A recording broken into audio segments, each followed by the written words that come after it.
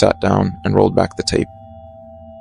And when we hit 2:38 a.m., the delivery driver appeared on screen, stepping out of the elevator with my bag.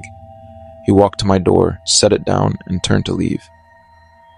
But right before he reached the elevator, the door to the apartment directly across from mine, apartment 1105, swung wide open. Now I knew 1105 belonged to a bedridden elderly man who hadn't left his room in months. But the person who stepped out wasn't him. It was a massive man, wearing filthy, stained medical scrubs. In a flash, he grabbed the delivery driver by the throat with terrifying speed and dragged him violently into apartment 1105, slamming the door shut. Exactly 2 minutes later, the door to 1105 opened again. The massive man stepped out, now wearing the driver's red delivery jacket. He walked straight over to my door and pressed his back flat against it. Exactly what I had seen through the peephole. I froze in my seat, the blood draining from my face. The security guard looked at me, completely pale.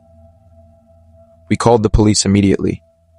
When SWAT arrived and kicked down the door to 1105, the apartment was entirely empty of furniture, covered in thick layers of dust. The real owner, the old man, was lying in the bathtub.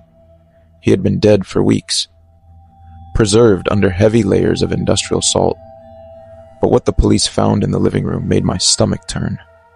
It was a full surveillance setup, small glowing monitors connected to wireless spy cameras, hidden deep inside the air vents of my apartment.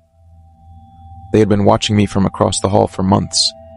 They knew when I slept, when I ate, and exactly what I scrolled through on my phone. And the worst part? Hidden behind the drywall, they had hacked a secret tunnel through the shared structural wall, right behind the AC vents, just wide enough for a thin person to slide through. I couldn't stay in that building for another second.